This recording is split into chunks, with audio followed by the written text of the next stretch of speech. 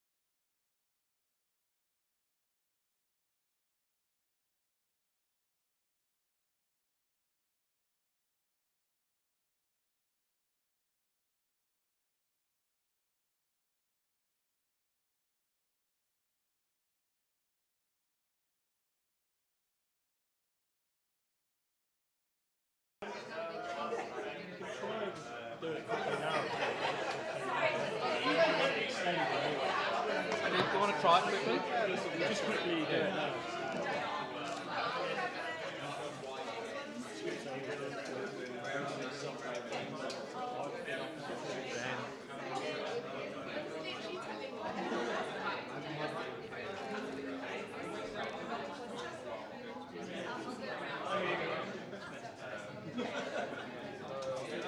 We have a gap.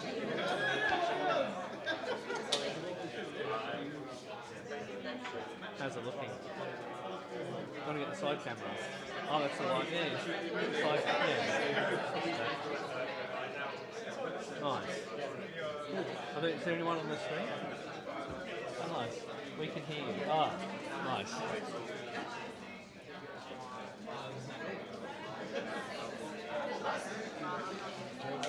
Yeah. Whatever you like.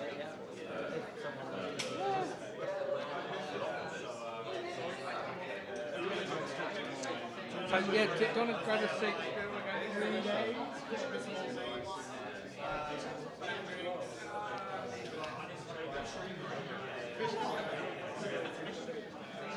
Jimmy, can you unlock your screen?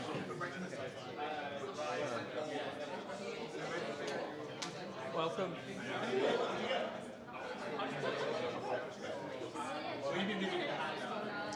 There's chairs here. Is this yours? Can we just put that there? Welcome. Would you like a cold drink? Grab we're going to start in a minute. No? Okay.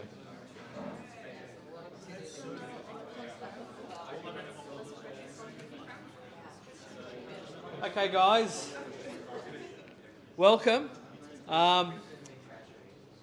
We are 20 minutes to 7, and we have to finish at 8, so we need to crack on. Thank you for coming, braving the heat. If it's not a tube strike, it's a heat wave. If it's not a heat wave, it's who knows what. But yeah, May, in our Webflow London series of meetups, going for 2 years now. The world's largest in-person Webflow meetup. We hit our 400th member a week or so ago. I think it's up to about 410 now. So pretty impressive stuff. So we're going to we've got some great things in store this evening. 2 excellent guest speakers. Karleigh from Webflow will be doing a presentation on AEO and Optimize.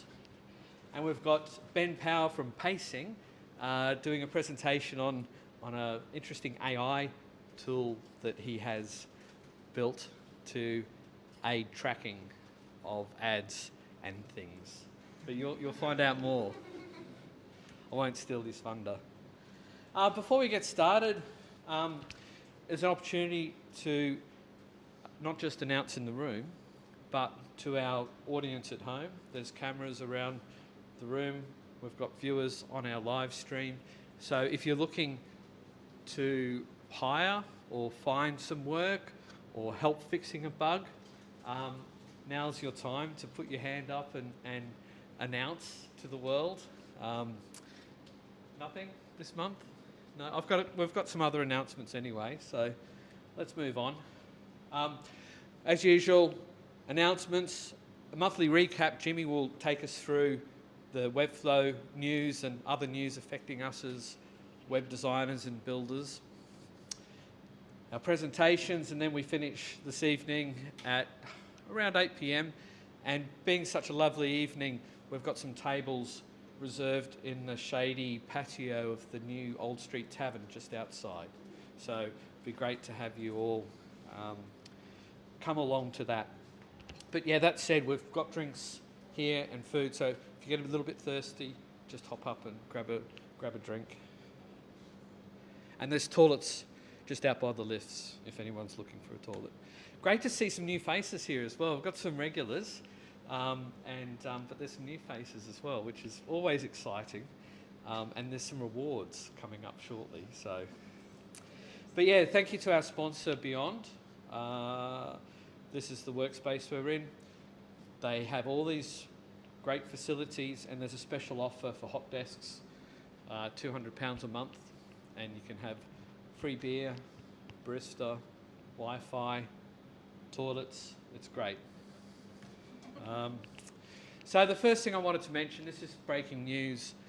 A lot of people in the room have seen this afternoon. If you haven't, go read the post. Linda will be having a tough time, as I'd imagine many people at Webflow today, with some announcements. That was in happier times at the RetroFlow event, shooting zombies with Dan.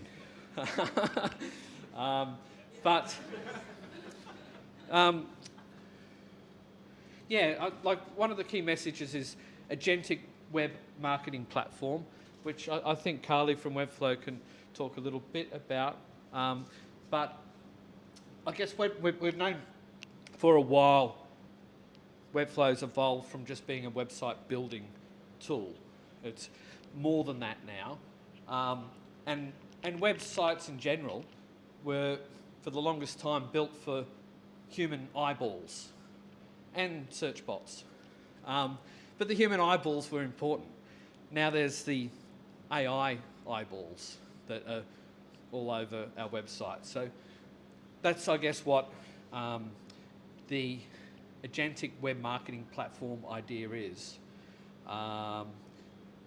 Evolving Webflow so that AI agents and bots can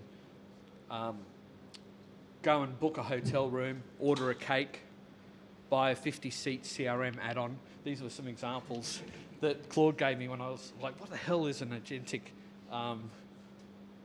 web marketing platform mean? And it gave me some practical examples. So in a way, the same website but different front doors. And I think human eyeballs aren't going away, even when the AI agent finds the website and recommends the hotel.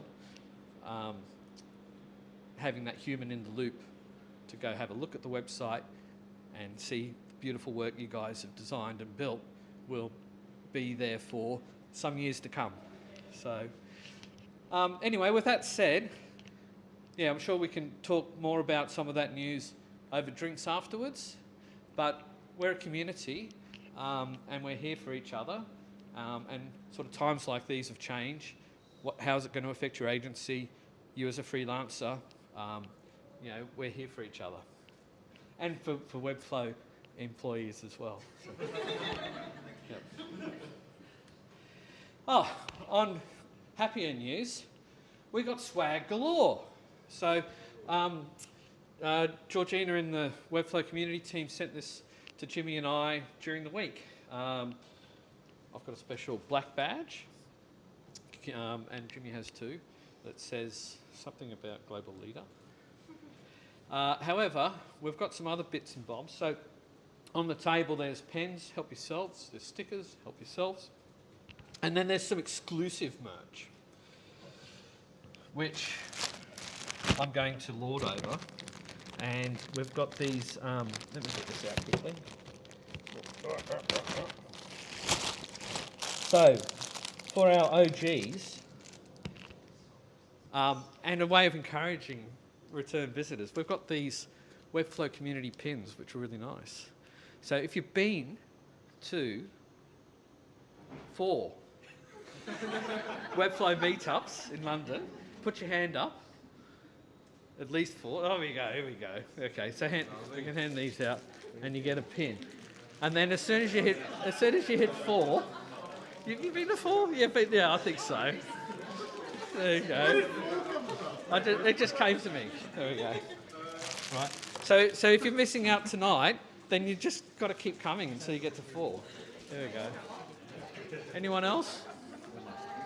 No? Okay. Excellent. So just remember that. Right. And then we've also got some Webflow socks. Right. Now we don't have a whole lot of these. Now we're going to do a prize. We're going to do a question. I think these guys are jealous. So I got Webflow socks, blue and white. Okay. I mean, tonight, socks are optional, but so there's going to be a pop quiz at the end, and whoever answers they'll get a pair of socks. I'm just giving away 2 pairs tonight, but you'll get a choice of blue or white. So that's it, the swag. Great. Okay, moving on. Upcoming events. Actually, this has already happened last week. FlowConf. Did anyone attend FlowConf in Serbia? I know Jimmy was about to go. Oh, Karleigh went. So can I just quickly ask Karleigh? I've got a microphone for the live stream. Okay. How was it? And can you share any quick highlights? Yeah, it was excellent. I thought Flow Ninja put on such a fun event. It was really well organized, lots of entertainment, and then amazing speakers. They had tons of people from lots of different, walks of life. I think it was exciting to hear about kind of how AI is being used in different ways. And a lot of the feedback I got from agencies afterwards was it was a really nice validation around the direction that agencies are already taking in terms of what kind of larger companies are seeing in the industry. So did you find it was mostly agencies, or there were a mixture of freelancers and corporates as well? Yeah, definitely a mixture of freelancers, agencies, and then, I noticed a lot of Webflow customers as well that were there. Excellent. Okay, so will you be back again next year? I hope so. Yeah, okay.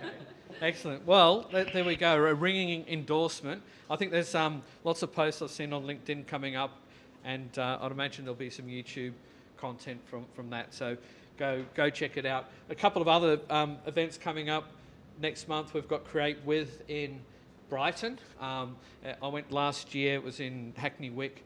It was a no-code conference, and now it's kind of pivoted into no-code and AI, and it's great fun. It's like £20 a ticket. Maybe it's gone up now, but they've got some really excellent speakers and community. I think Rebecca, you were there last year. Yeah, there you go. So, excellent.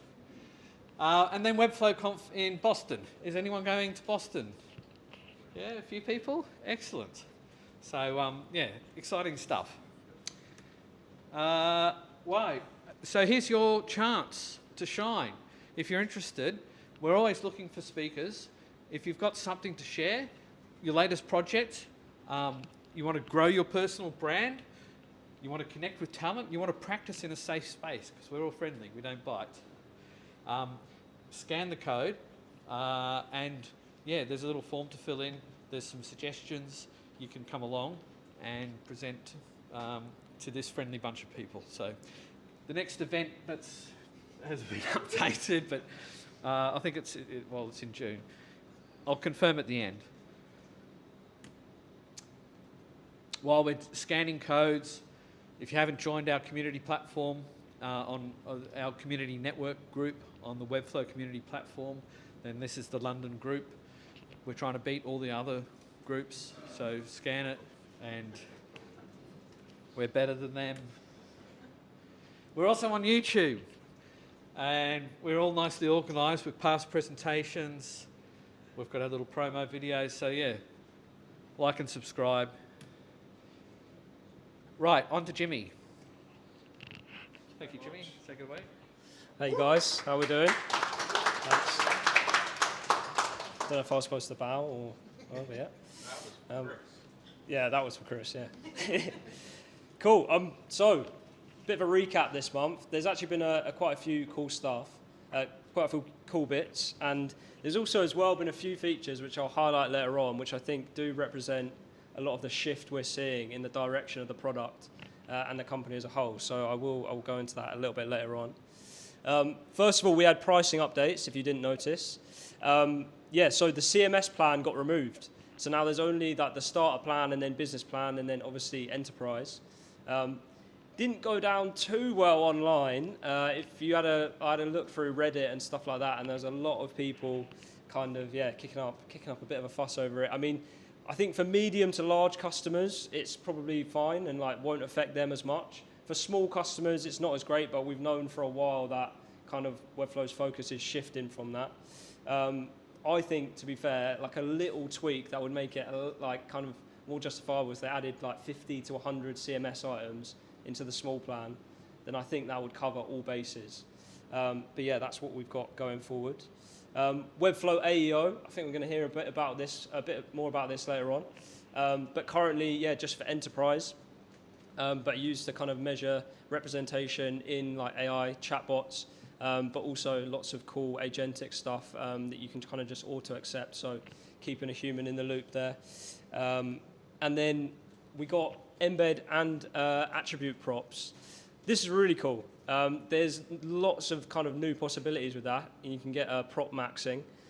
So your components can be like very useful. You can use it in styling for like CSS and stuff like that, but a lot of JavaScript options as well.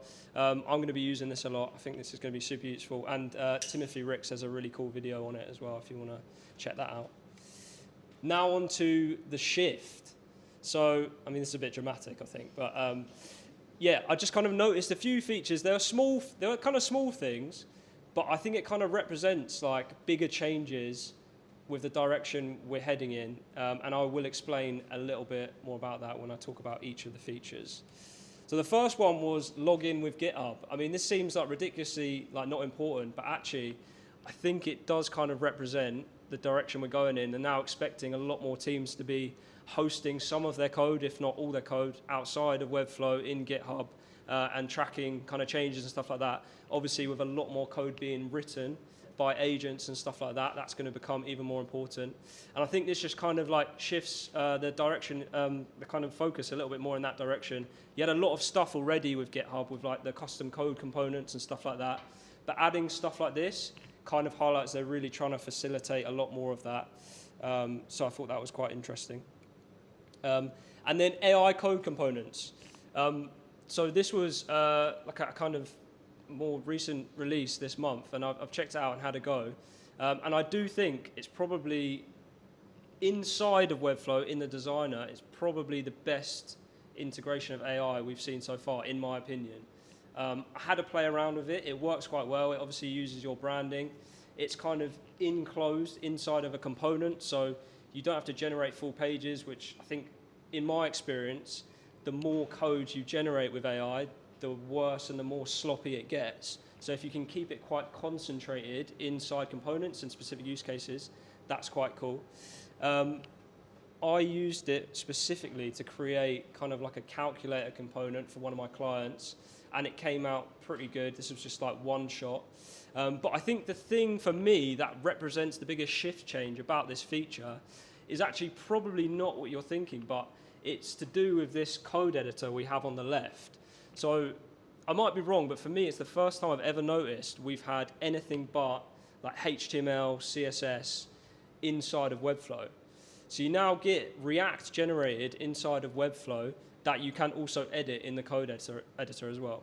And obviously, for mostly content-rich sites in the past, Webflow has kind of always taken the philosophy that you don't need React or Next.js or anything like that just to create those kind of experiences. And those are kind of additional things that you might need a developer for. But now we're seeing this inside of the designer. So for me, that just kind of suggests a little bit of a mentality shift, like we're not afraid of this anymore, and you can use agents to generate that and have it alongside your content-driven website. So yeah, like not a small feature, it was quite a big feature, but the little details like that, I think, yeah, represented a bit of a shift for me. And then outside of that, I mean, I could probably list another 50 things. As you know, there's like AI news every single day. But something I think everyone should check out is the Google AI I/O keynote. I went through it, and there is a lot of crazy stuff they're bringing out. I think Fireship called it Google's endgame, which is pretty interesting. But their AI code editor updates to all of the models are pretty impressive. One of the kind of biggest takeaways for me, for us, for like people who are developing websites, is they've created a new version of the DevTools MCP specifically designed for agents. So if you've got agents building websites, they can then test it in Chrome themselves, and it could be useful for us. I'm not quite sure on the workflow with like something like Webflow at the minute, but supposedly, I guess in the future, there's like a tighter integration. You could have AI do a lot of like kind of more laborious stuff like QAing websites and stuff like that. So it's very cool. I definitely recommend checking it out. Sweet. That was a very brief recap. On to the presentations. Thank you, Jimmy. Excellent roundup. I'm a bit of a Demis Habeas fanboy. I saw him at a book launch at King's Cross a few weeks ago, and at the end of Google I/O, I don't know if you caught this, it was a little bit viral, but we went from like agents doing online shopping and animated cats and all these things, and then at the end he said that something quite profound, that at this moment we'll look back and realise that we're standing at the foothills of the singularity. Good night. And crazy, exciting world. And AI fatigue is real. AI anxiety is real.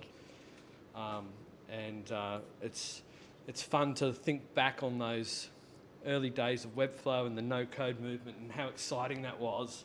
And then what's happening now, it's like, oh, maybe there's a way we can do that again and just make it exciting instead of crazy. But I don't know. Let's talk about it. Let's go through it together. But yeah, let's move on to our presentations. Karleigh, if you could come up, just while we're just getting set up. Does anyone want a drink or any refreshment? You can quickly launch yourself into the ice bucket. And I might grab some water. yeah, please do. Just in case. And anyone on the live stream, if you've got any questions, Jacob can jump in. There we go. Let's stick that one down here. There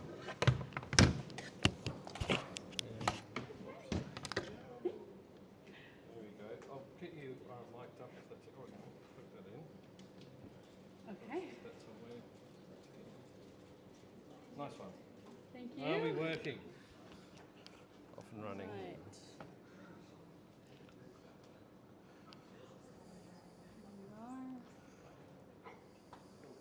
Karleigh joined us from Webflow EMA, based in London, originally from Canada, and I've been talking to the London office on and off since that. When did you guys move in?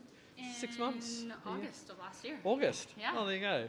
And we've finally got Webflow presenting at our little humble little meetup. So hopefully this is the first of many. We'll No see. pressure. No pressure.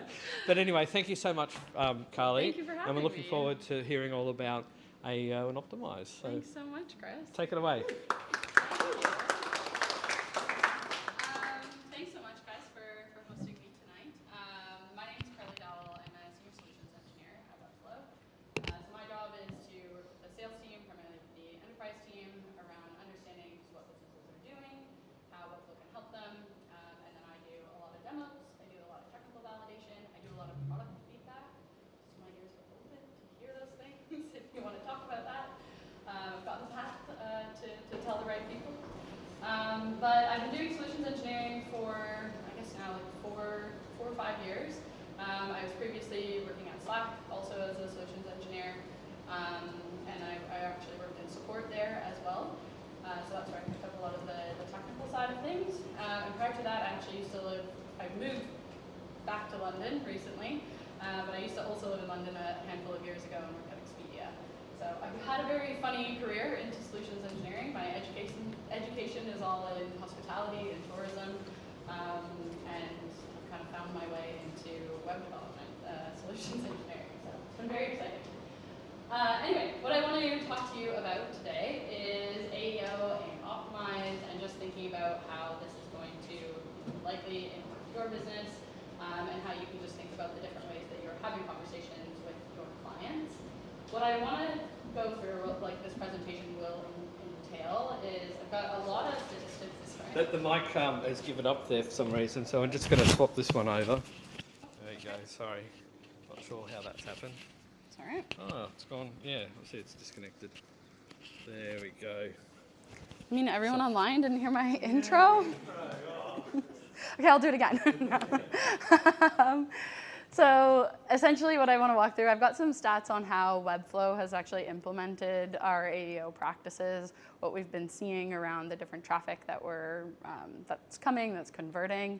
And then I'll talk a little bit about the AEO suite that has been released. I think we had like an early release last week, and then the whole thing is going out next week. And then I'll talk a little bit about Optimize, just I think really important to realize is, as Chris kind of mentioned, like your websites are no longer just for human beings, it's also for these AI bots as well. But when we think about optimization and conversion rate optimization especially, like that is for the human experience. And so that's really where we're also spending a lot of time. And then the third thing that I will briefly touch on at the very end is analyze. And that's just kind of how we bring both of these types of tools together. So where can you get a better understanding of how your AI traffic is doing as it compares to that human traffic as well. Does that sound like what we were expecting? Okay, super. So just a refresh, and I think there's a handful of you that I know have seen kind of some of our AEO presentations, so some of these slides might look a little familiar, Dan.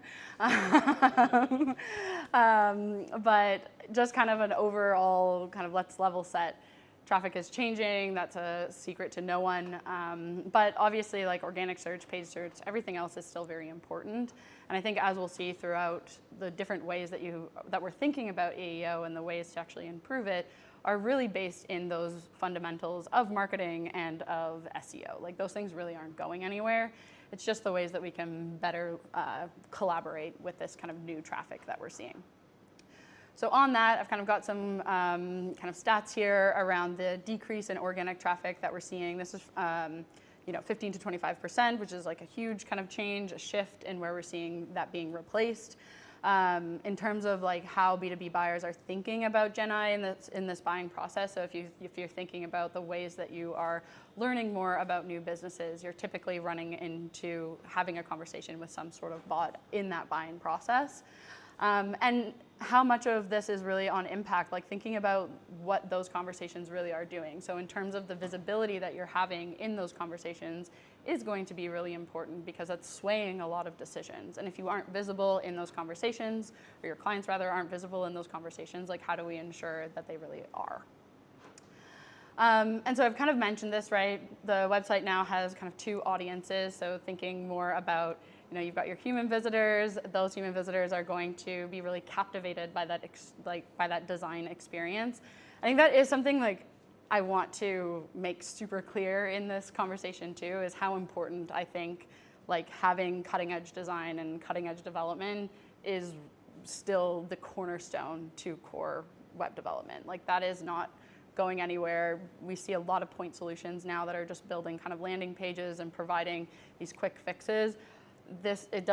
It's not something that we see as like a long-term scalable thing. And so when we think more about like how important that human experience is going to be, it's ultimately going to be what is going to convert. And when we get to kind of talking more about Optimize, having that actual experience of connecting with a brand as an individual is what ultimately leads to conversion. And so as your clients are thinking more about like what is it going to be to convert customers, that is that design and that is that like very clean development.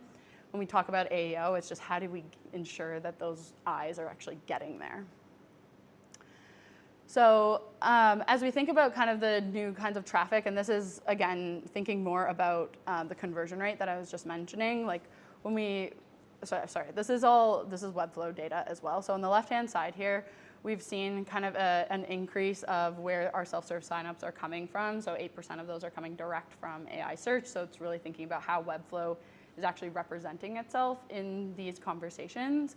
And I think I had mentioned this a couple months ago. There's a handful of studies around like what that conversion rate actually looks like when you have traffic that's been referred by AI. And I really do think along the lines of the cutting edge design and creating that brand that human beings are going to connect with. That's why we're seeing such an increase, right? Is you're able to actually find the brand that you're looking for in that conversation. But then when you land on that website, you're also connecting in a way that's already been somewhat validated in that previous conversation. So seeing a much higher conversion rate from those brands as well. So in terms of this is all, and I thought to share some of these stats mainly because Webflow talks a lot about AEO and AI, like what's Webflow doing? How are we actually doing it? And so this is a bit of like a Webflow on Webflow presentation. But you can see here, like we're really growing in terms of how much of our traffic overall is coming from AI and LLMs. We're seeing like a huge increase year on year in terms of just overall bot traffic. And so that kind of differentiation there is just where are you being cited versus where are you being sourced from, that sort of thing. But overall, we're seeing ChatGPT is kind of driving that majority of where all of those conversations are actually happening and where that referral is coming from. Now, here is kind of like where Webflow kind of is thinking about stepping in. So this is a survey of, I don't know if you guys can see this, the source at the bottom, but it's 400 marketers were surveyed last fall, and it was kind of a question around like, how is AI impacting you? What are you planning to do with it? And marketing leaders are talking a lot about AEO and how critical it is to ensure that their brands are going to be represented. But there's not a lot of practitioners who feel fully like they're not comprehending like what does that actually mean? How is my job going to change as a marketer so that I am actually building for this new era of AI, or AEO rather.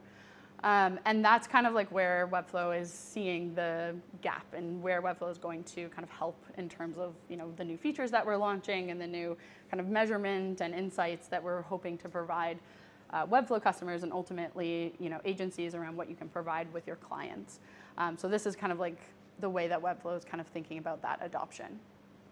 Now, going back to SEO is still at its core. I think it's very. I feel like before AEO was a thing, every single conversation I ever had something to do with SEO, and I can't believe how few conversations actually have SEO now. I'm not often asked, what is this going to do for my SEO? How does Webflow actually change my SEO? Whereas before, like I'm talking like maybe 8 months ago, that was a conversation I could never not have.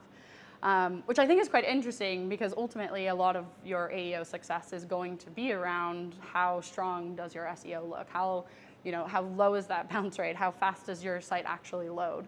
And so I think when we talk a lot about like how important it is to still build a site that's going to be scalable, that has these reusable components that are built with clean code that you guys can do in Webflow, is really only going to have a positive impact on where bots are able to actually understand the brand that exists on that site, and where AEO is ultimately going to be improved.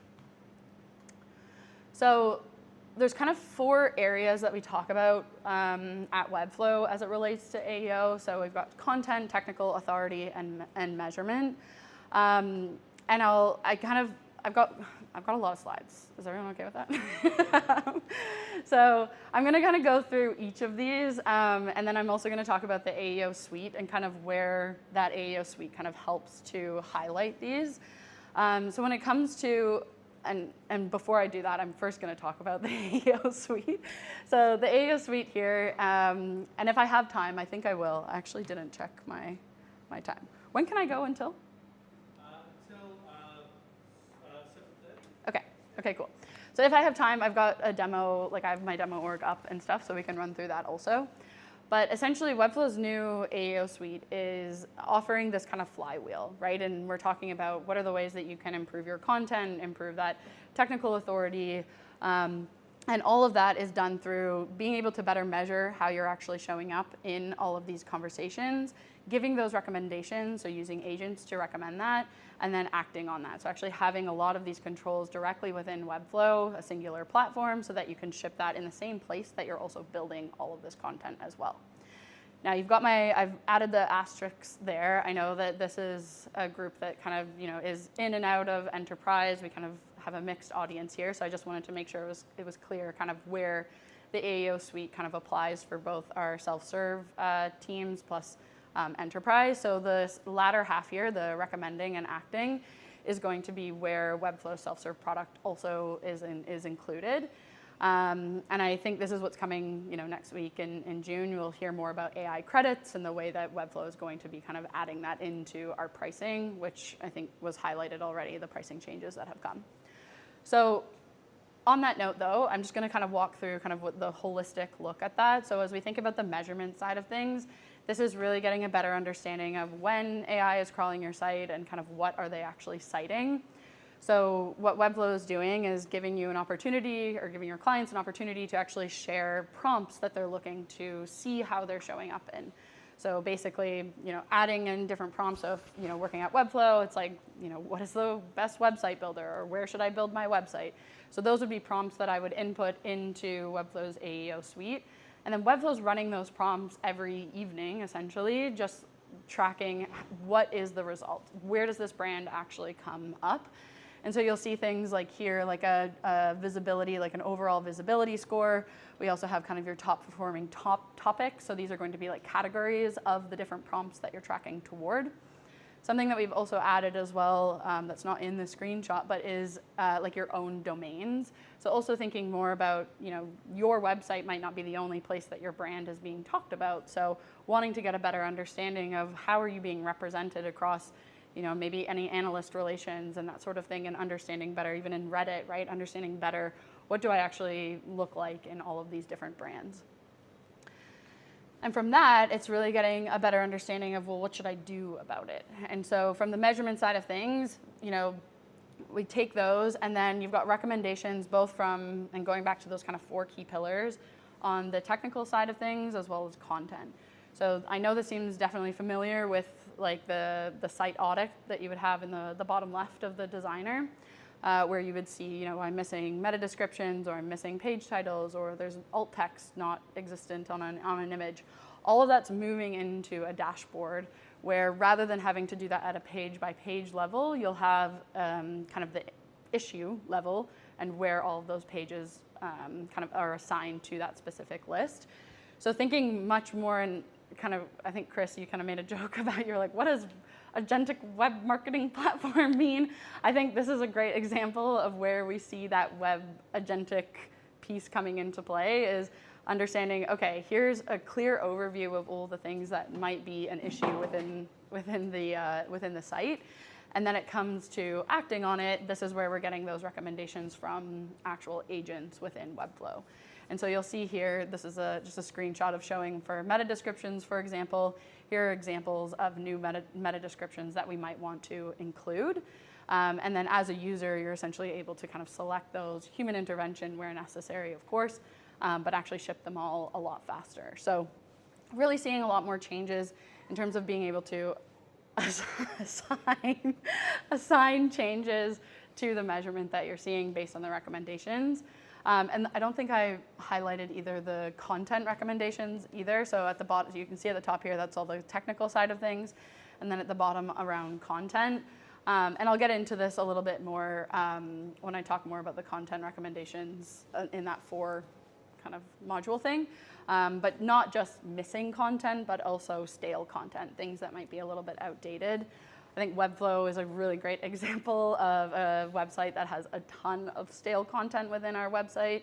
And you'll see I have a stat here kind of about just like how, I think it's like 6 of our, anyway, I'll get to it, but there's like 6 of our pages that are cited more than the rest of our site. And we have thousands of pages, and it's like 6 are at the very top. And that's because they're recent. It's because they have the right structure. So this is just a really great way to kind of ensure that you are keeping on top of that recent content, so that you're kind of leaning into what AI, like what LLMs are looking for. So on that note, so content maturity, this is kind of like the first one. And the way that this is kind of structured, this like 1 to 5 bit, at the very end of this, I have a QR code. If you haven't seen the AEO maturity model yet, no worries, and if you have, apologies that I'm going to explain it again. The AEO maturity model is essentially a model that Webflow built that you can insert your domain, your client's domain, right? Understand like where do you sit on this maturity model between 1 to 5 of these kind of 4 pieces of how we're thinking about AEO. How can you improve that AEO? And so as we go through each of them, it definitely like gives you then recommendations based on, okay, your content is actually sitting at like a 3 because you're only answering questions in like clusters, for example, rather than being a little bit more programmatic with personalized content for AEO. So the different ways that you can kind of think about improving that maturity as we're looking at this AI era. So some more kind of like industry things here to think about. So previously, the average search of a Google search was only 4 words, but now we're seeing an average query length of 23 words, and this is actually growing. So again, like that kind of perception of kind of where those keywords exist obviously is really powerful for SEO as kind of the 4 words there to talk about. But now, as we think about how are we actually going to ensure that our content can answer the questions that people are asking within these LLMs. And so going back, I wanted to share more about like what Webflow is doing in terms of how we're approaching AEO. So webflow.com kind of reframed a lot of our blog headings as questions. So rather than just kind of here's a topic, it was more thinking about structuring it like a question in the way that somebody might write into an LLM. And we saw a 13% increase in our AI-driven traffic. And going back to kind of thinking more about like that recency and like ensuring that content is new and fresh and up to date, it is super important to like LLMs like ChatGPT, for example. So this up here, 95% of ChatGPT citations were updated in the last 10 months. So if you think about any content that's maybe a year and a half to 2 years old, like that content, while it might be effective for folks who are actually on the website, is not going to be cited in those LLM conversations. So it's thinking about ways that you can kind of refresh that and repackage that within the website. And just some kind of more stats there. Before I continue, how's this sitting with everyone? I'm seeing some nods. I'm seeing some blank faces. So I just want to, how's everyone? Is this like, is working? Yeah? Okay. If you have any questions, like, you can ask me. Okay, so as we get into technical, again, structure from 1 to 5. Again, so thinking more around the SEO side of things, and as we're like changing a lot of that into, thinking more about how are we actually restructuring the site to fit for your technical maturity. So some more stats here. All of these are, again, this is like Webflow on Webflow content here. So we added a table of contents to all of our blog posts, and that increased our AI source traffic in a matter of weeks. Because this is a really clear and easy way for an LLM to understand exactly what exists within that in that blog. So you're seeing there 59% AI source traffic in 4 weeks, and then underneath that, we're seeing more SEO traffic in 23 weeks. So again, these things are they're very paired together. They're one and the same. You're gonna see as you increase your SEO kind of skill set that you're all like very well versed in, that's going to have a positive trickle down effect on your AEO impact as well. So, this I have some exciting things to talk about as well. So SEO metadata, alt text, schema markup. I know this is like, everyone knows what this is, but how important this is, especially for SEO, but also for AEO. And as we think more about like the agentic piece of things, I was talking to Philip from Clarkcode last week. I don't know if anyone knows him, but he was asking me about if the MCP server had any endpoints to actually update a lot of this content, because I think, I'm up here talking like, oh, update your content, update this, like it takes a lot of time. Webflow has an MCP server. I'm sure you guys are using those things. But right now, the MCP server doesn't actually have an endpoint to any of the structured data. But because he asked me about that, because I didn't know that, I was able to find out that is something that's actually coming in June.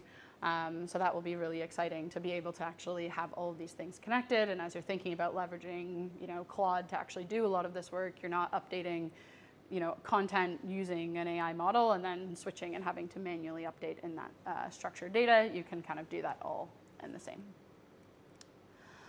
And then still thinking more about the technical aspect here, so also thinking more about adding your FAQ into that. So you can see here the 57% of new citations and following the 2 weeks from these 6 pages. So that's what I was mentioning. So 6 pages where we had that FAQ added to our schema markup saw more referred traffic than the thousands of other pages that we have. So I think that's just like a really huge indicator in terms of like what those LLMs are crawling for, what they're looking for, and how you can just make that agent experience, I suppose, that AX a little bit more agreeable. And then I think it goes without saying, as you increase your SEO, you're going to obviously see an increase in that organic traffic. So we saw a lift in 24% in 2 weeks as well. Okay, so thinking more about like the authority. So this is, again, I think especially as if we go back to looking at the measurement of how Webflow is like offering that dashboard around how you're showing up in these different conversations. What are those mentions? And so you can see here kind of that 1 to 5 pillar again, so wanting to ensure that you're getting those kind of positive citations. I love this because this kind of goes back to like thinking about branding, thinking about design, thinking about like what is the actual experience that people have on the website, and where are you being talked about? Because I think that's something that, like, especially as a Webflow seller, I feel like sometimes we can get a little bit of tunnel vision around like, it's just the website, just the website, just the website. But a brand is so much more than that, and there's so much more going on. And I think having the ability to actually see where those other domains are, where you're being mentioned is one thing. But also having like the guidance as an agency and being able to guide your clients around wanting to understand like your brand doesn't only exist on your website, it is so expansive and is going to, that's going to be the core and the biggest billboard. But what are we doing kind of thinking more like long-term and widespread? And I love the so's PR. I just think it's kind of funny. Makes me think of celebrities. But to kind of support that, thinking more about like where brands are being cited within LLMs. So YouTube is actually the #1 cited domain by LLMs. So Reddit being super visible in Google's search index, and then obviously G2. So this is like thinking really more about, and I think I'll get in, I think it's my next slide, but it's really about the authenticity and the human intervention that goes into a website is really not being lost. I think oftentimes, especially when we talk about like generate so much content and do it really fast, and it's like, oh, just like get AI to generate all of it. It's like the AI knows it's AI. And so I think it's important to like remind ourselves that like it's not everything is going to be AI. Like it's still, there is such a value and such an edge to having that human input and having that human creativity that really isn't going anywhere. And if anything is really going to be the reason that something is going to be cited more, the reason that an LLM is going to refer to something more, because it is human generated. And I think stats like this around even something like YouTube being kind of the #1 cited domain is really indicative of how important that like naturally generated content is going to continue to exist. I removed the slide. It was a pie chart. I did remove it. Anyway, it was a pie chart that essentially showed like most of the content that is cited by LLMs is human generated. And I think, especially in our industry, like there's so much, like Chris mentioned it, right? We have so much AI fatigue. Like, I think it's very easy to feel this like fear that AI is just like taking over, is going to build everything, is going to write everything. Like, I don't share that. I think we are seeing like the actual numbers show that LLMs really much prefer content that is generated by human beings, because that's who it's serving, right? It knows its audience. Okay, last one here on measurement. So again, thinking more about like how are we tracking towards our better kind of structured measurement maturity. So this is just thinking more about like the changes that we're seeing within the different LLMs. I think this kind of ties nicely back into kind of all of the previous conversation or kind of previous sections that I've already mentioned. But you can see kind of the answers are really changing. This is from 4.0 to 5, kind of how LLMs are now giving a lot more recommendations. And so previously we were seeing these LLMs just kind of be very point blank, be just like, here is your answer. Whereas now they're having a little bit more of an opinion, and based on the information that they're like learning and crawling and reading about, they're providing their user with a bit of an opinion around that. And so how are we kind of ensuring that we're providing the right brand experience to these LLMs? And on that measurement side of things, just making sure that you're also kind of have a grasp on that. And so this is just kind of, thinking again about a flywheel. So you have like a hypothesis on it, you're going to build on it, you test on it, and you learn a little bit more. And so obviously Webflow's AAO suite is there in the product and is there to do it, but there's obviously lots of point solutions as well that will give you those levels of measurement to kind of help you with that as well. So this is just kind of going back to thinking more about the MCP server and kind of where we're seeing the agentic web marketing platform improve its kind of presence. So this is just quite a spike in terms of how we've seen MCP server usage. I think it's kind of a funny graph. I think we all know the MCP server got way better, and that's why we saw a big spike in it.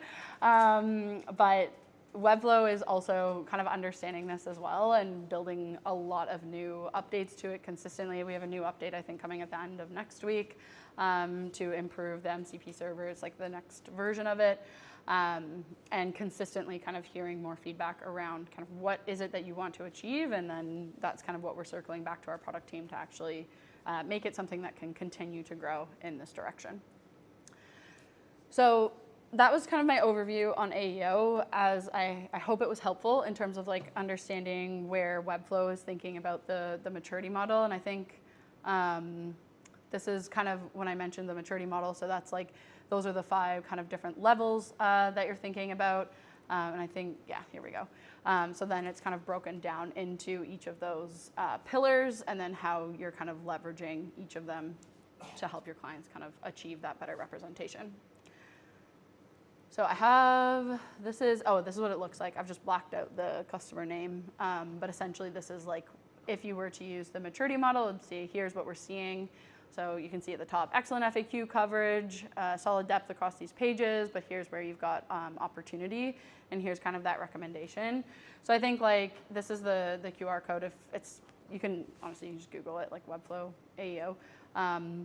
But if you think about like your clients and like wanting to better understand kind of like how are they actually achieving AEO, what's their representation level, what's the visibility looking like there, can maybe help to just kind of give some guidance around like what you might want to be focusing on, or kind of giving, you know, I even think about it as like a completely other like SKU of business in terms of like a service offering within your agency.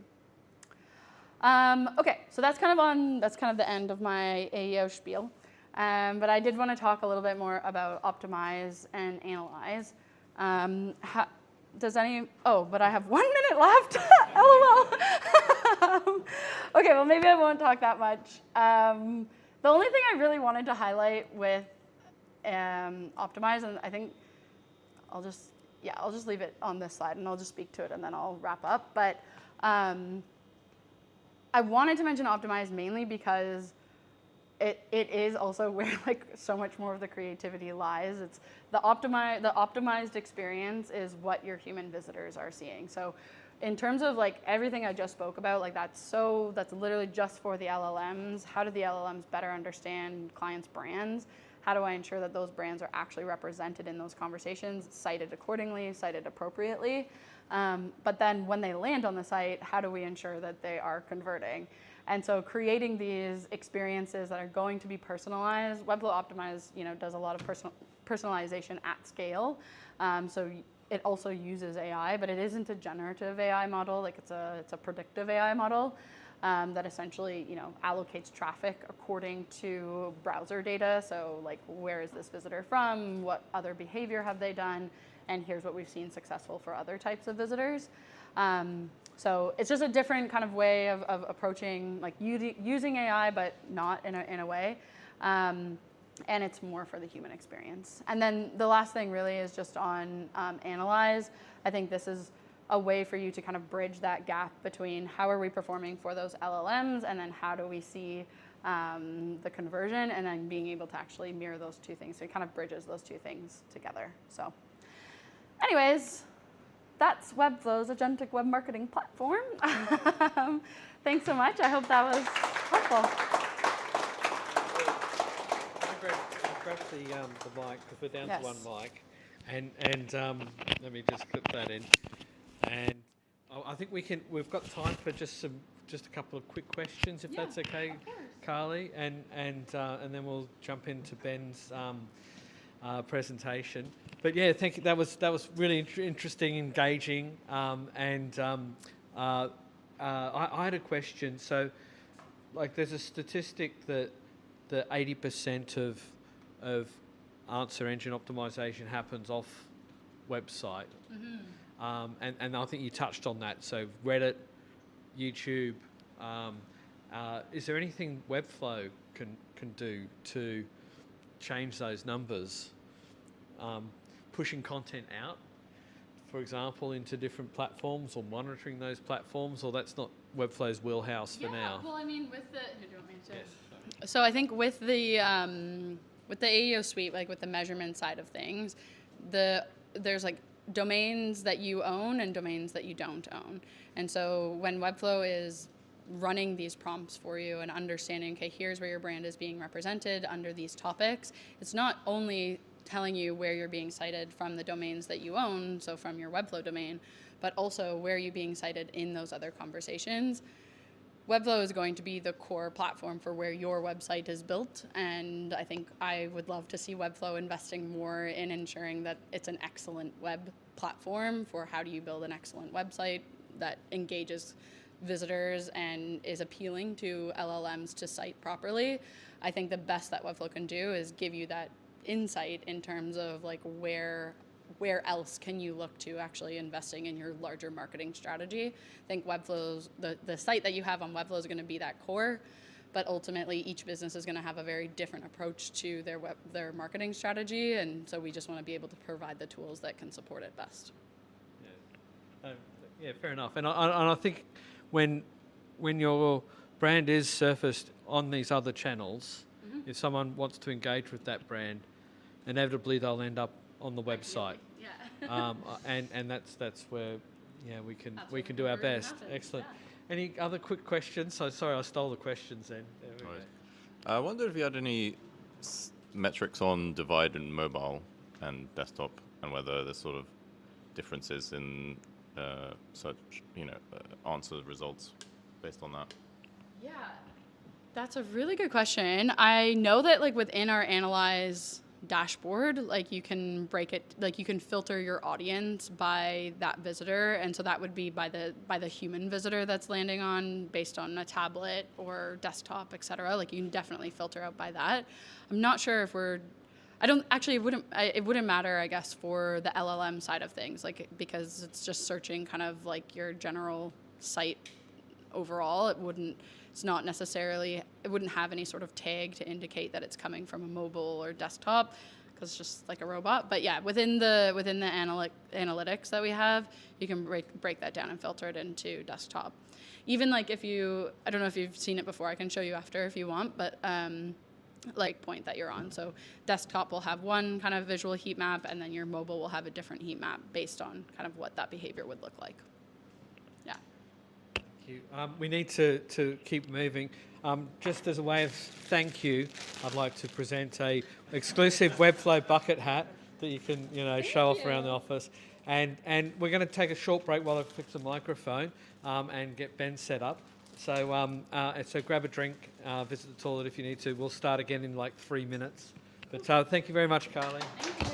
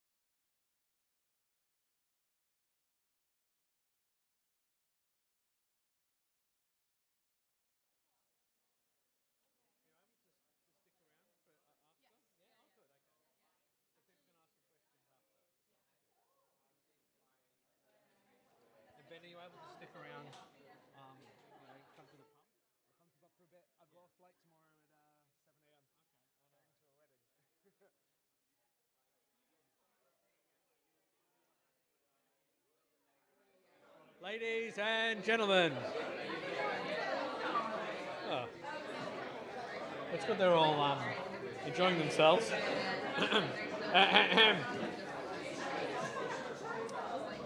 Right, everybody.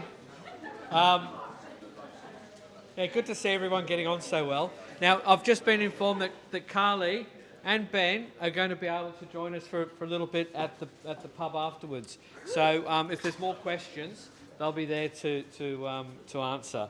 But yeah, we need to kick on. I'd like to introduce Ben, who's he reached out to me a couple of months ago, I'm not sure now, with an idea, and then finally it's happened. Now Ben, I believe he's presented a best man speech in the past, and this might be your first sort of non-best man speech presentation. Quite possibly. Maybe since Yeah. school. Okay. So be it was quite intimidating. yeah, be kind. Bigger group, you know. Yeah, wedding. yeah. Well, you've got your beer, so it can be a bit like a best man speech.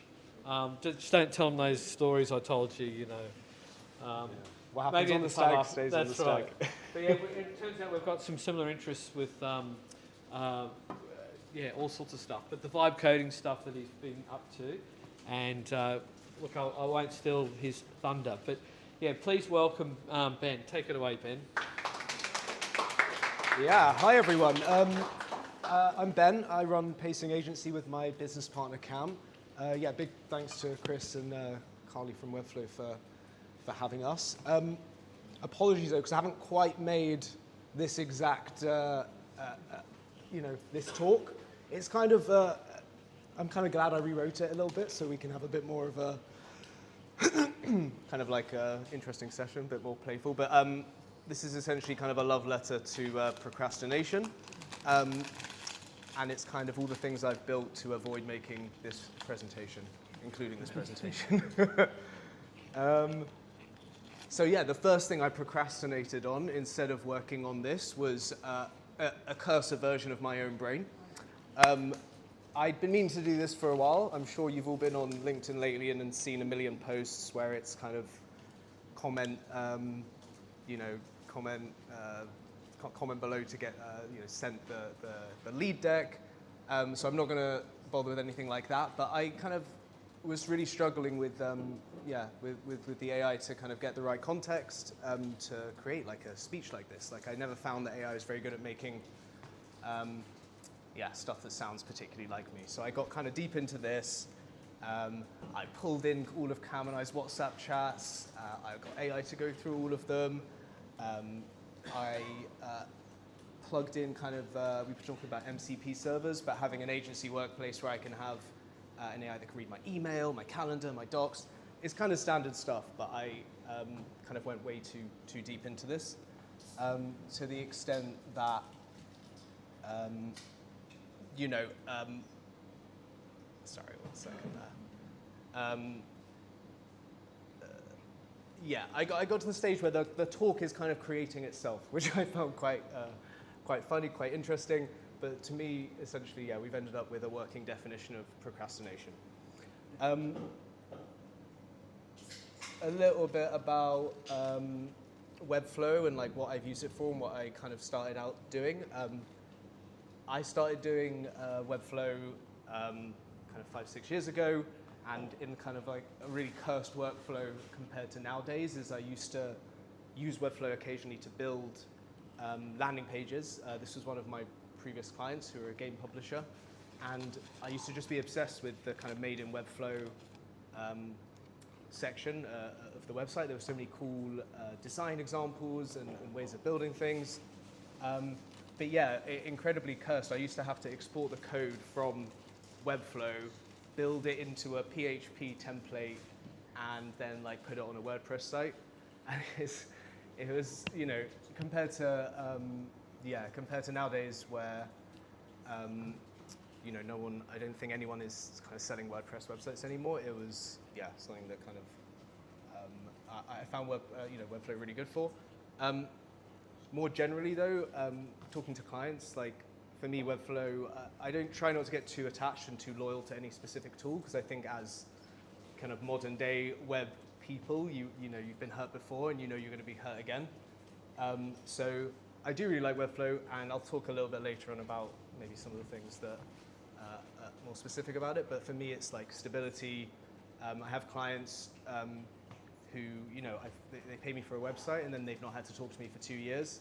And it's not great when you're a web developer having clients who don't need to talk to you because stuff's not breaking too much. But it's been the main difference I've seen between kind of Webflow and WordPress.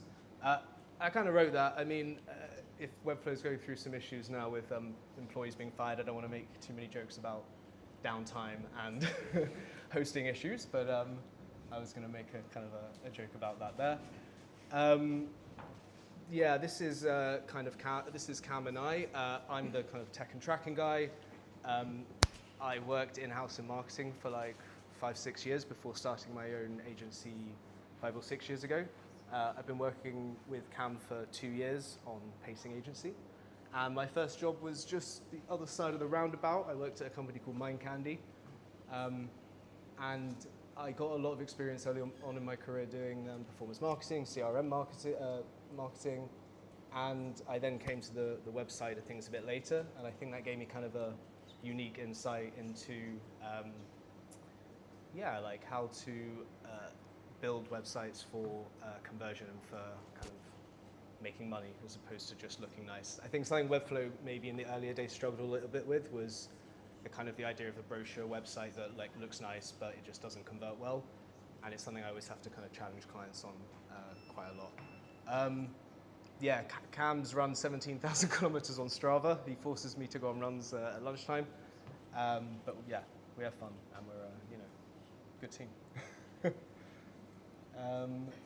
Moving on. Also, people hire us as like an external marketing team, and it's kind of when they want, they need a whole marketing team that's 10, 20 people, but they really only want to pay for 2 people.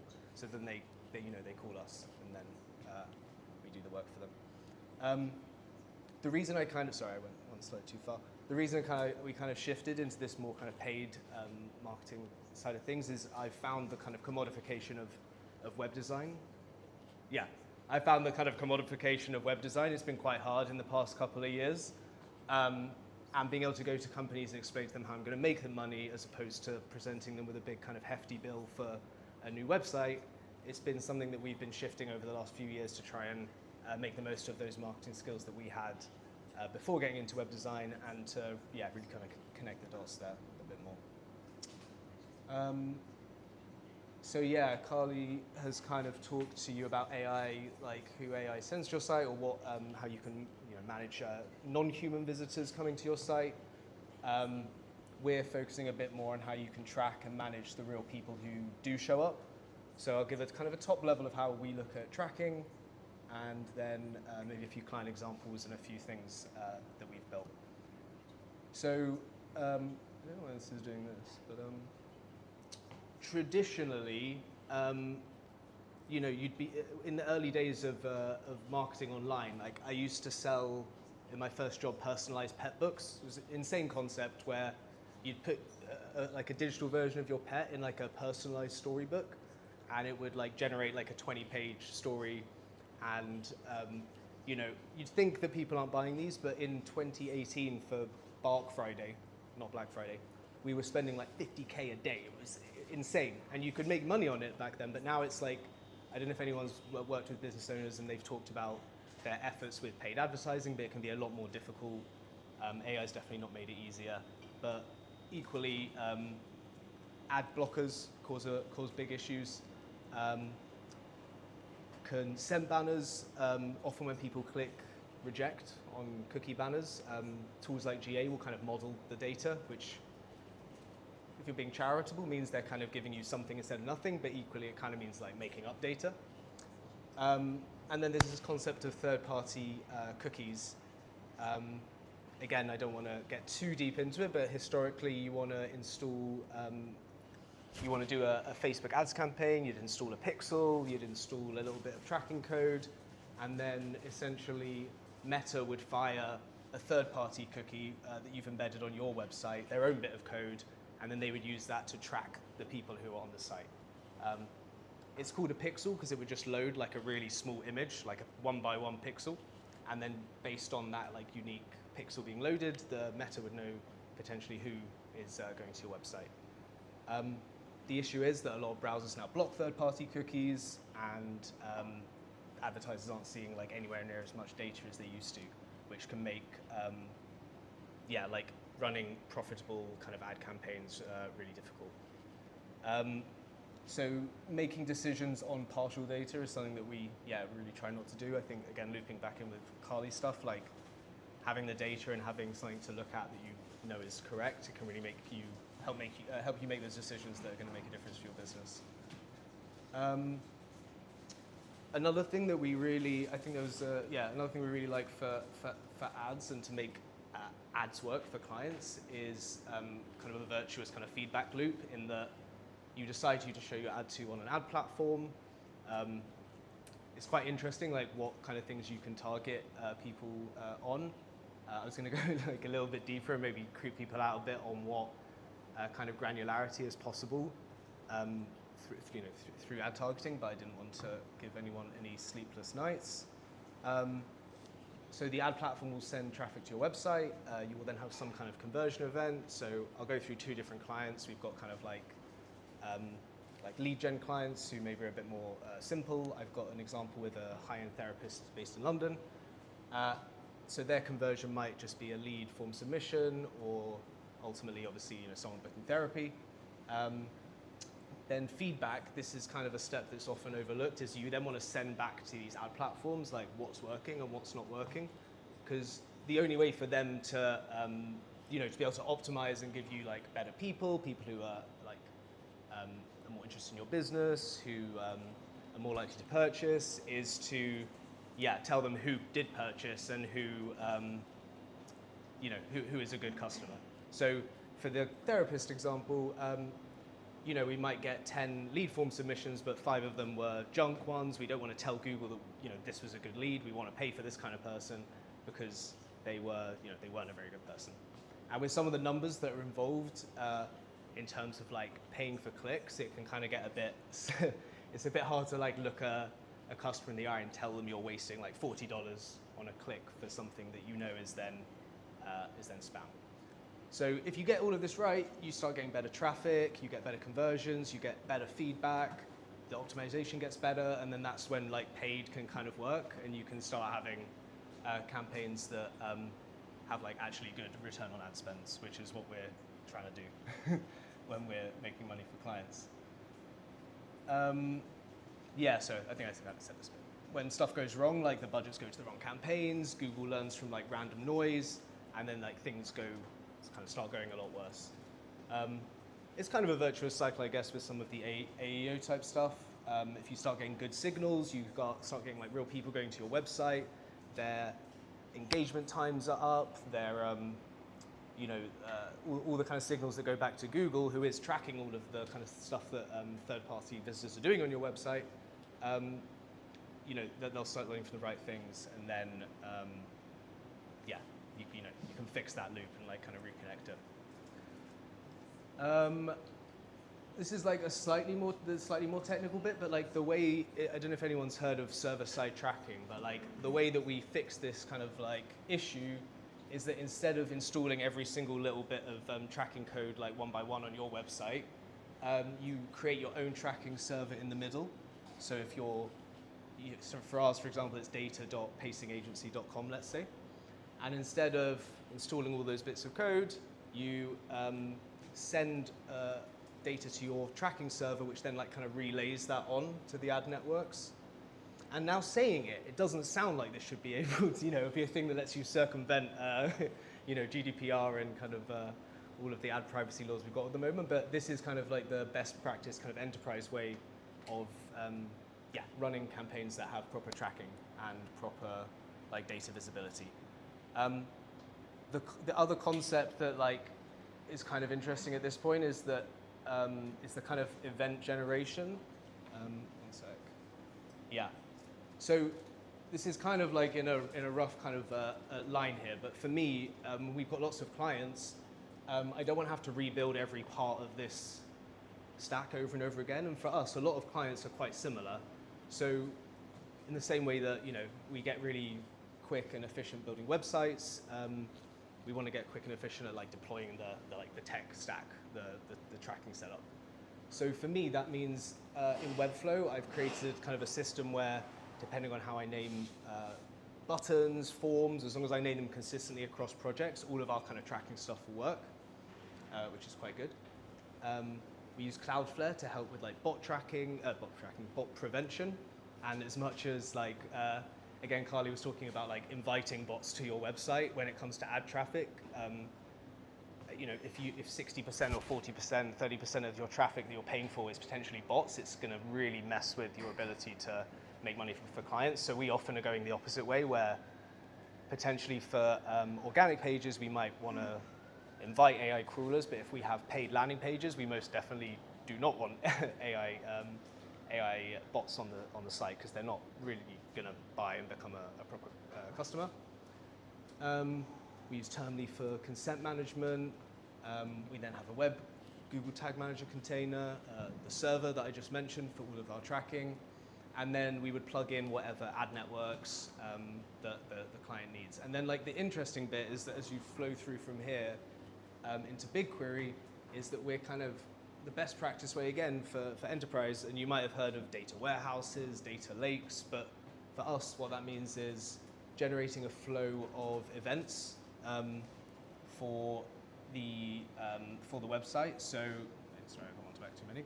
Ben, just a heads up, there's 5 minutes. Oh shit.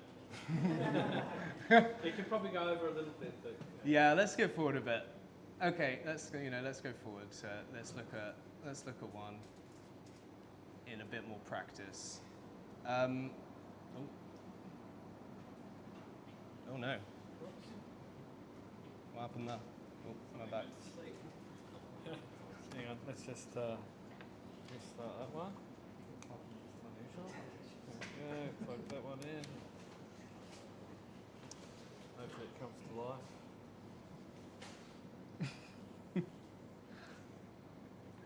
There we go. Okay. So for a therapy client, instead of what we want is to generate like a stream of events every time someone clicks a button, every time someone fills in a form, all these events. And I think one of the key differences is like with something like GA. I don't know if anyone as a web developer has tried to go into Google Analytics. It's horrible. You can't tell what's going on. You're like, who are these people? Like, it's analytics. I should know like who the people are. So that's the kind of thing we try to fix. So with the clever tracking, the server, we create first-party cookies. Every time someone comes to the website, they get a unique user ID, like a string that's like unique to them. And then every tracking event, when they click the button, they fill in the form, they view a specific page, those events all have that user ID attached. And what that means is that someone might come to the website 3, 4, 5 times, and we don't know who they are. It's like a pseudonymous user ID. We've got all of these events, but we can't connect them to a person. But at the point they fill in the form, we then know who they are, and we can then look backwards and see all of the events associated with the user. We can see like the journey. Did they go via Facebook, then Meta, then some other platform? And then that's where we can start doing kind of quite cool things for clients and showing them what these kind of journeys look like. Just because I feel like if I don't do a bit of a demo, I'm not going to show anything. Oops. Okay. So interestingly, this is kind of what I'm talking about. So this is all demo data. I had to this is a platform that we have live for like an enterprise client.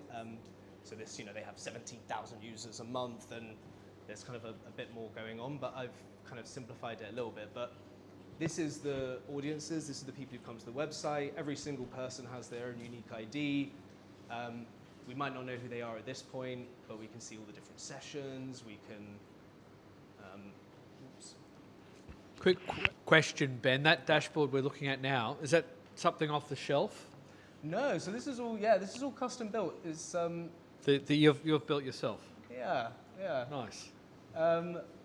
Yeah, sorry, I got a little bit rushed there. I think it's maybe a little bit confusing to look at directly. But the key thing for us with these clients is like the therapist, for example, a lead comes in, he wants to find out like what they've been looking at, what they're interested in, and he can then take the user ID that came through with the form, and he can just find out about that person. And I think if I skip on a little bit, I'll just give some more like specific examples. But we had a client who, let's go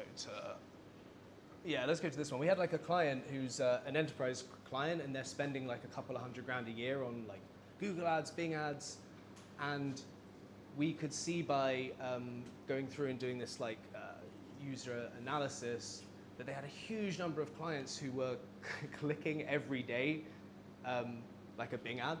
So every day, we were like, why are they wasting so much money on like these certain campaigns? And then we looked into it, and they had a huge number of users who, you can see day after day, they would log in the morning at 9 o'clock, click the ad, and then start using the tool.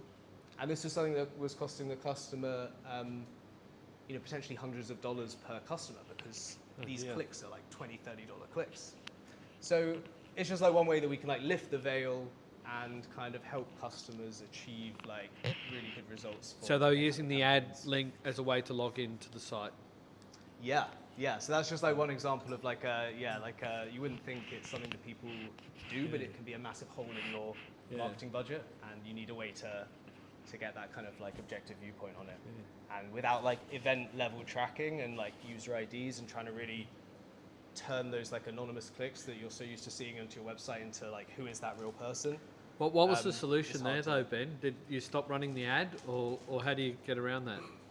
Well, so for them, it's something we see with a lot of clients is that brand campaigns often deliver a lot of results, and people are like reticent to turn them off, but then they're like, why am I wasting tens of thousands of pounds paying for people who are Googling my business anyway? But the logic is that that you're kind of like mopping up like kind of extra traffic. So what we recommend for clients is sometimes like an incrementality test where you'd turn off brand or you'd reduce it, and you'd see if those leads would end up coming through another campaign, for example. Sorry, I think we got a bit, one sec, got a bit mixed up here. I was also kind of just going to talk about just how many crazy things I've self-hosted in the last year. It's in the same way that MCP diagram kind of goes like this. I do feel like even people who aren't traditional developers are able to kind of build kind of very impressive and functional things with AI. It's kind of interesting. I mean, like Cam thinks of it sometimes as something where I'm procrastinating from like client work, and I'm like sitting there talking to my girlfriend Cursor, just like chatting away. Like, no, I'm working. I'm not getting distracted building another tool. But yeah, like an example of even this like presentation, for example, like you might have thought this is a really well put together and professional presentation, but this is another example where I start editing a presentation line by line. I couldn't bring myself to do it. So this whole presentation is essentially a React app that's Cursor helped me build, and there's high and low content versions of every single slide, and it's just amazing what you can do. But you do have to have some kind of executive function behind it and like know what you're trying to do. But yeah, in the last year, I've built. If anyone's heard of Webflow, you go to a website and you want to find out what tools they use. So I built like a self-hosted version of that, which I use a lot for clients, and I can automate the outreach and stuff by crawling websites and finding out, who are all of the WordPress sites in London. I self-host N8N. If anyone likes automation, would recommend. Cal.com, another one for scheduling. You can self-host it, £6-7 a month. I did I'll show you this one very quickly. I did an AI headshots tool, which I think is quite interesting. You can see me in, so this is hosted, and we've got people using it. So this is the photos I fed in on the left, and then this is what we get out on the right. I did use one of these on my Hinge profile, and I was told that was very dishonest and creepy, even. And then, where's our last one? Some command line tools to help with image compression. I know Webflow's got a bit better of that, but back in the day, I used to get so sick of dragging images and compressing them one by one, so I built a tool to help me do that. We host our own CRM. The list goes on. And then like in a final, I had some thoughts on Webflow's response to AI, but I feel like I'm running out of time. As per Chris, what Chris is saying. The music hasn't started, so we're lucky for the people. Yeah, so. I was gonna say one of the last things I built when I was getting distracted was I built a page on our website where I was gonna invite people to go climbing with me. I really like bouldering, and I thought, why not make a page on my website where I can take people bouldering? We can have a meeting. No one's booked. So if anyone, people in the room, if you're watching online, people in the room are all avoiding eye contact. But if anyone online is based in London and would like to go running and climbing or running, we'll pay for it. And yeah, nice. I know Anthony back here is into bouldering. What level am I? I don't V6, V7. Oh wow.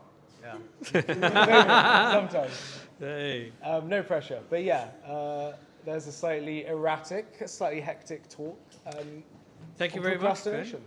Yeah, that was really impressive. We do have a few minutes. So the music hasn't started, so we can have some questions. Just while maybe Jimmy, you can plug your machine back in while we do this. So the dashboard that you showed earlier with the ad tracking that you built yourself. Yeah. I guess there are third-party platforms like HubSpot and things like that can do similar things. It's interesting that example there. I didn't really get to go into too much detail, but this company, they're quite enterprise. They use HubSpot. Yeah. They use Salesforce. As well. They use Clay. They use the issue sometimes with these enterprise clients is they have so many CRMs that there's no source of truth. So actually, that demo every day syncs their entire HubSpot audience into the tool. And then instead of just providing like the first touch and the last touch, which is again something that HubSpot kind of only focuses on the data side, we can have every step in between. Yeah, so nice. It's the difference between it's the difference between saying like, oh, this person had 2 clicks on Bing versus there's like 100 and you've just missed the 98 in the middle. Yeah, so, nice. Yeah. Any more questions? Yeah, a few. Oh, where are we going to go? Down the back. Why would you rebuild cow.com when it's free? No, sorry, I didn't rebuild it. I self-hosted cow.com. Is what I was saying. Sorry, I made a little difference there. Some of the tools I built completely from scratch, and some things I've been getting more into like self-hosting, open source stuff.